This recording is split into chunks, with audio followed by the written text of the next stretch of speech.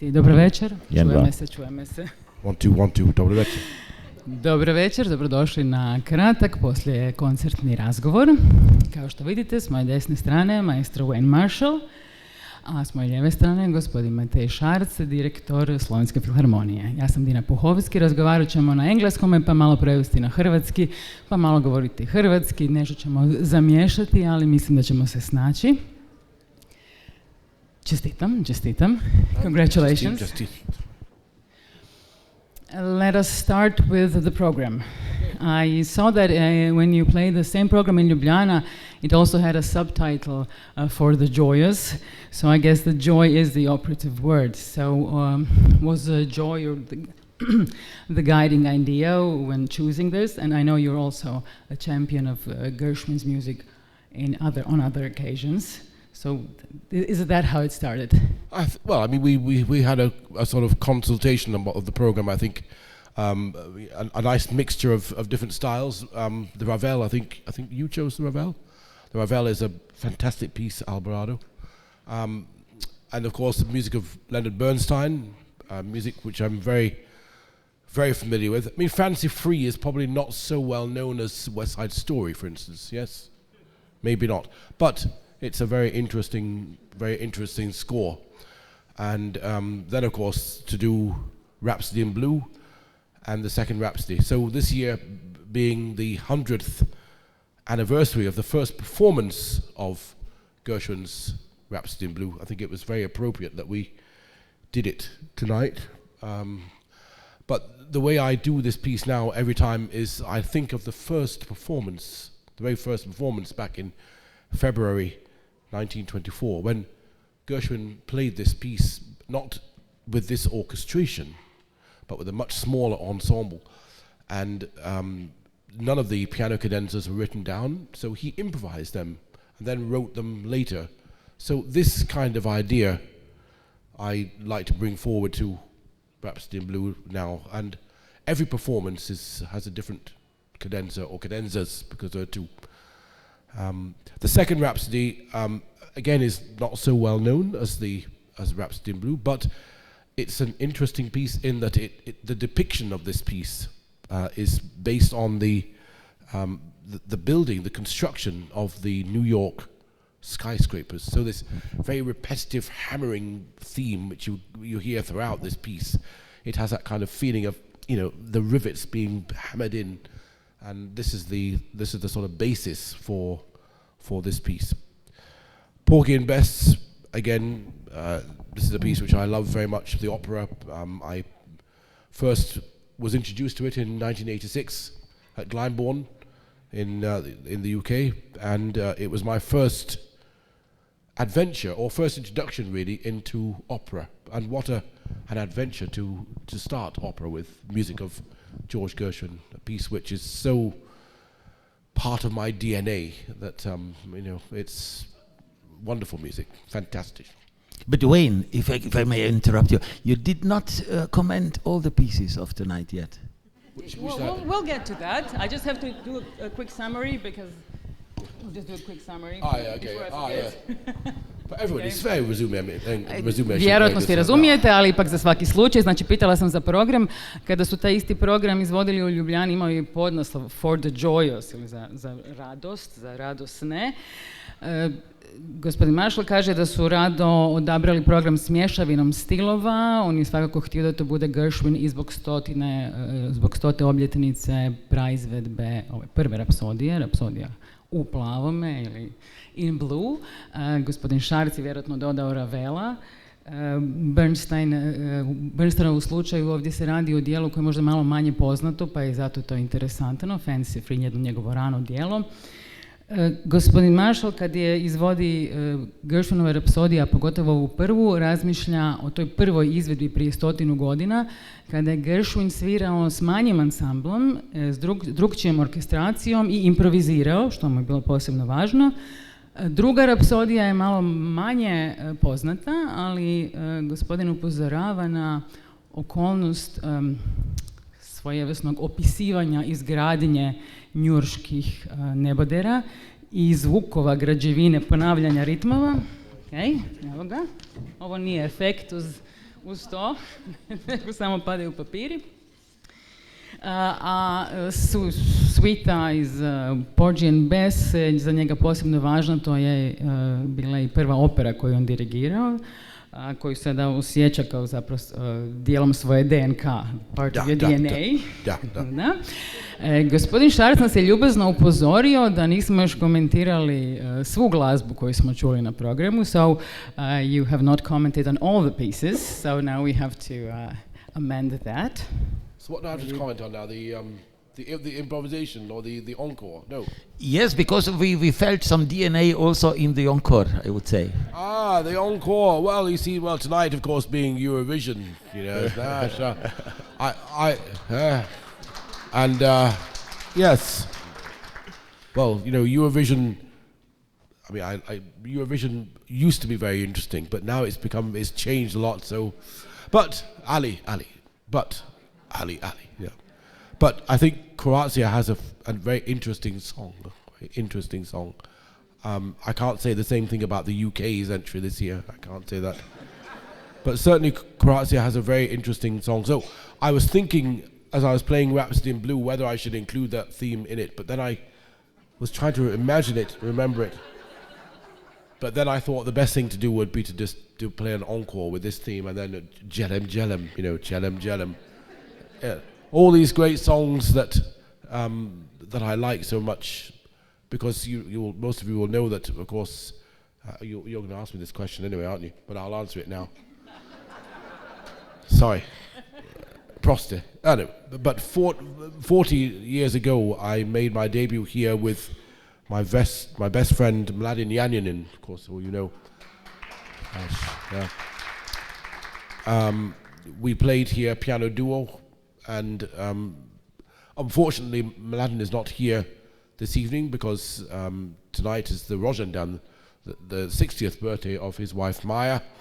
So of course priority of course has to be with the Rozendan večeras. So that's it.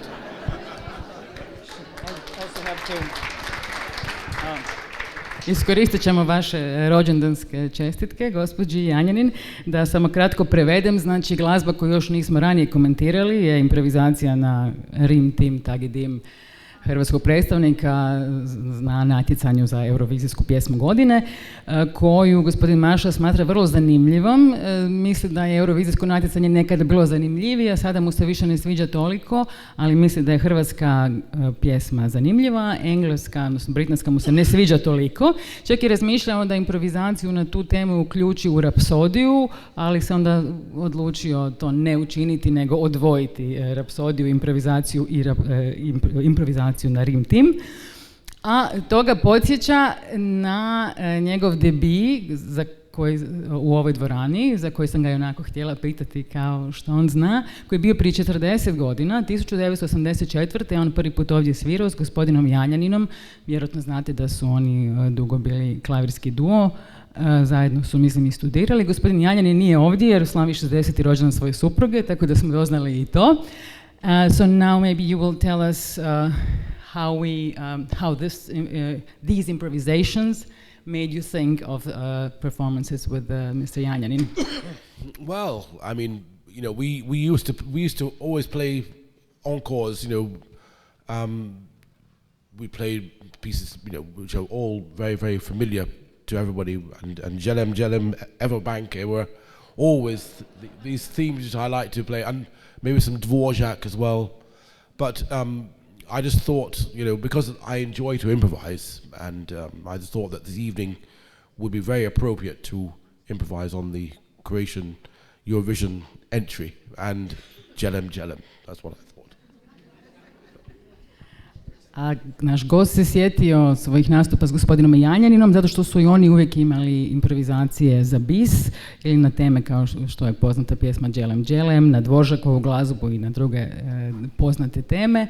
To ih je uvijek jako zabavljalo, on voli improvizirati, pa je zato mislio da bi bilo prikladno iskoristiti i ovu temu hrvatske pjesme za Euroviziju. On the subject of improvisation, could you give us a glimpse into your improvisational process? Is it by now that your fingers just do your thing and you don't have to think about it? Or do you sometimes go, okay, now I'm going to make them do something different? Or is it by now, because you've been doing it so long, that you stop thinking? Can you just give us a glimpse into that? I mean, I always have to think. I mean, the inspiration for the improvisation, of course, is the themes.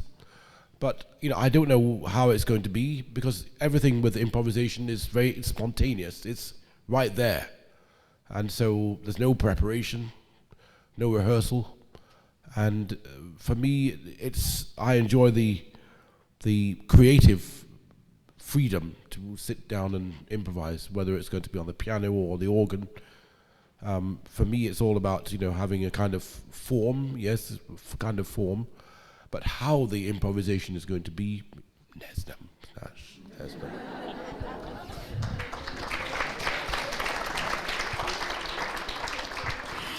Pitala sam za kratak uvid u improvizacijski proces, jer gospodin Marshall se često bavi improvizacijom, naravno polazište mu je tema, ali važno mu je da je to zapravo nešto spontano, nešto što on nije pripremio, on ima neku formu u glavi, ali za sve drugo ne zna kako će ispast, važna mu je ta sloboda i kreativnost.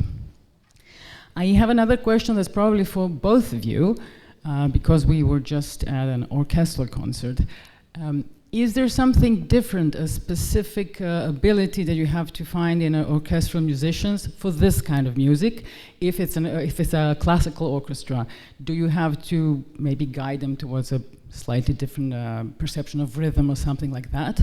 Or are they already there and ready for Gershwin's music as opposed to maybe something more classical?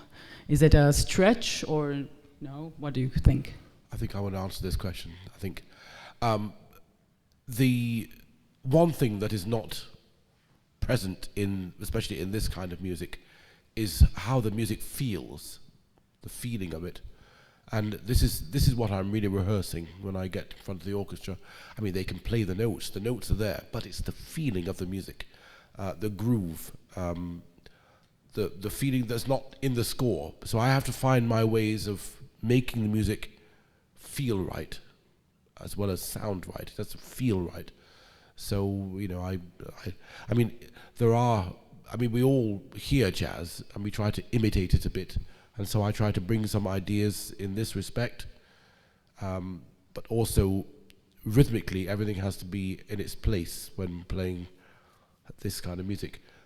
The orchestra really can't play late, you know.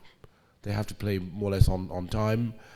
And in a way, the sound that the orchestra makes is determined by the rhythm. This is all part of the feel. And so this is what I'm really trying to rehearse. Kako su vaše iskustva, prije nego što prevedam, vi ste i orkestralni glazbenik iz prakse, a danas i direktor Filharmonije.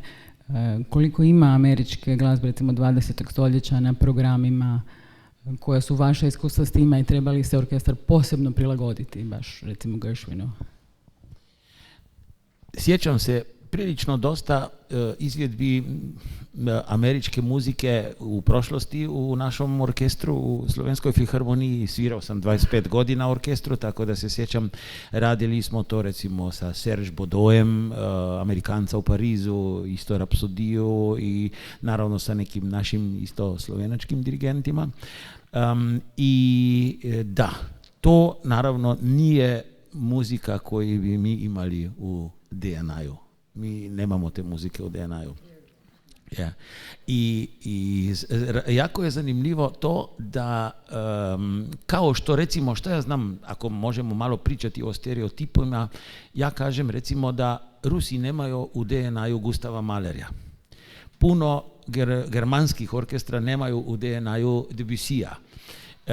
I to su specifike koje mislim ja da je jako teško stignuti, tako da to što se nam je sad dogodilo kad smo sad prvi put sarađivali sa Wayneom, to je bilo čudo.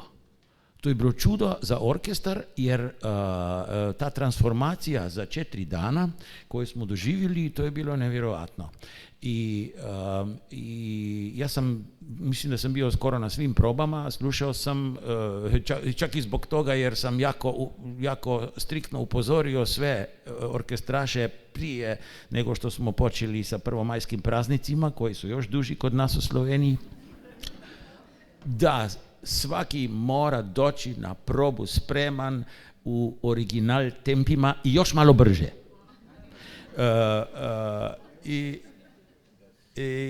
Očigledno nešto od toga je valjalo, ali i puno više je valjalo to kad je Wayne došao pri orkestar, počeo i kaže 3, 4, 1, 2, no. Evo, imali smo no 2000 puta sigurno. Evo. Ali vredilo je, kako ste čuli.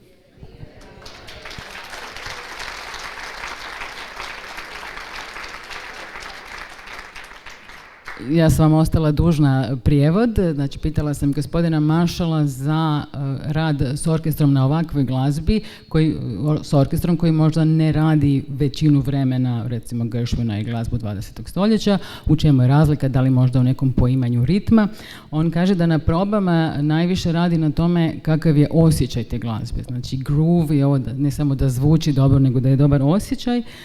Da oni naravno ne mogu previše ići na to da recimo malo kasne za dobom ili nešto tako, jer moraju imati zajednički tempo, ali da zvuk orkestra često proizlazi iz ritma, pa da se radi na tome. I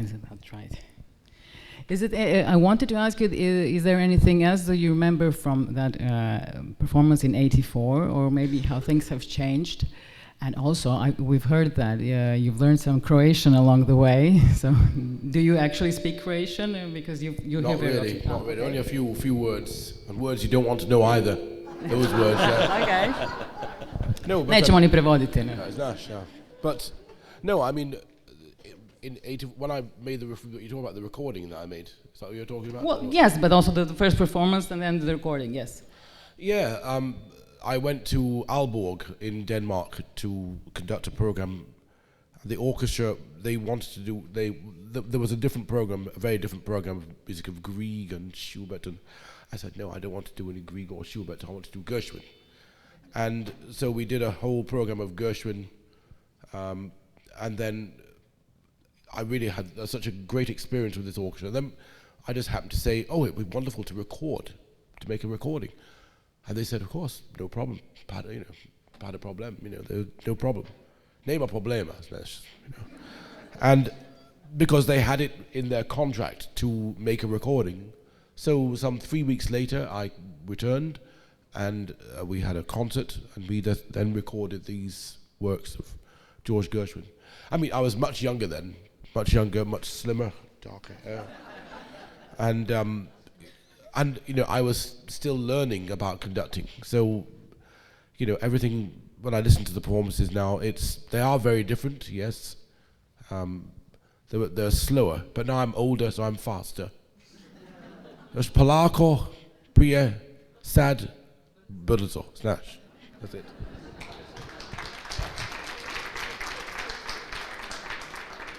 Gospodin Marshall nam je pričao o svojoj snimci Gershwina koju je napravio u Alborgu u Danskoj. Najprije smo bili predlagali Griega, druge kompozitore, on je baš htio Gershwina, kaže da je tada bio mlađi i mršaviji, a zato sada kada je stariji zapravo dirigira brže, odnosno bira brža tempa. I znači i njegova percepcija Gershwinove glazbe se promijenila s vremenom, but the changes of the years have not been that strong. Maybe it's just in the tempo, the changes in your perception of course, everything. Yeah. I mean, we were, I'm much older now, so therefore, my feeling and understanding of the music is much deeper. What's deeper in Croatian? Dublje. Dublje. Duboko, dublje. Dublje. Deep, duboko, deeper, dublje. Yes, in the understanding of it, yeah. Deepest, najdublje. This word then, yeah, this one. But it's experience as well, and every orchestra is different. And what I enjoy with this music and with any music is the rehearsal process, the journey where we start and where we finish. This is, for me, the most enjoyable, is that when we rehearse and then when we give the concert is then for them, because they then have to play. And it's this process of working towards that moment where they can just do it, because all I have to do is conduct. But they have to play, and this is important.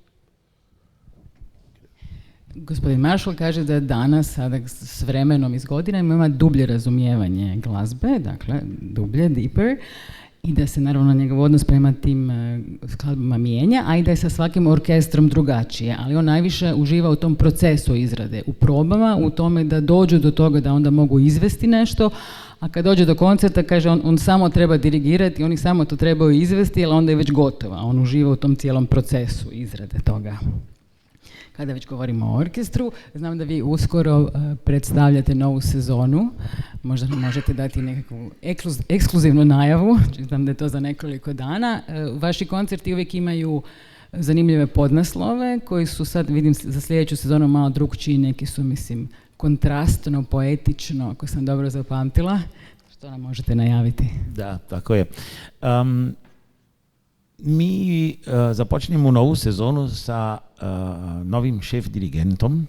Mi ga zovemo glavni dirigent, pošto šef više zvuči na master šefa i tako dalje. I bit će to mladi gruzijski dirigent iz Tbilisija, Kahi Solomnišvili. U Slovenskoj filharmoniji imamo i zbor, pjevački zbor, i oni imaju sad novog glavnog dirigenta, to je engleski dirigent Stephen Layton. Tako da nakon dužeg vremena, znači od 2017. dalje ćemo opet konačno raditi sa određenim dirigentima više, ne samo sa glavnim dirigentom, bit će još i mlad holandski dirigent Bess koji će češće dolaziti, i od poznatih sa kojima smo u zadnje vrijeme surađivali doći će još 2 puta maestro Charles Dutoit.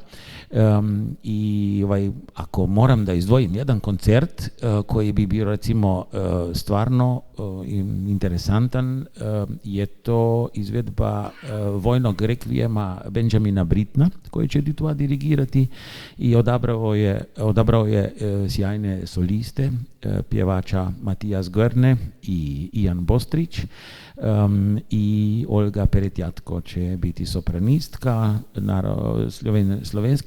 Slovenskim zborima će se pridružiti i državni zbor iz Kaunasa, i to će biti u 2. mjesecu iduće godine, tako da to je nekako za sad kulminacija našeg sarađivanja i masovnog projekta, recimo. Dobro, smo ekskluzivnu najavu, hvala vam. I asked Mr. Šarc about the next season, so I also want to ask you, where are you off to next? Next week I played organ concert in Madrid at the great hall there, and then I have tours in Grafenegg and in Villach with the ORF Radio Orchestra of Vienna and the Tonkünstler Orchestra in Vienna. Oh, and yeah, so many. Next year I'll be conducting Peter Grimes in Lyon Opera, and I have a big production of American in Paris, big show in Geneva next year. You know, I'm doing a lot, and China as well. China, we've got China. Yoshinam put in China. Pitala sam za planove nakon ovog koncerta i za sljedeću sezonu. Gospodin Marshall će imati orguljaški koncert u Madridu, turneje s orkestrom ORF-a i Tonkünstler orkestrom, dirigirat će izvedbom Petera Grimesa i u Lyonu i Amerikanca u Parizu, a odlazi na koncerti u Kinu. I think we should let you go. We said we will do just a short concert, so a short talk, but it was a great concert with many nice encores. Yes, thank you very much. Hvala vama na dolasku. Hvala. Thank you.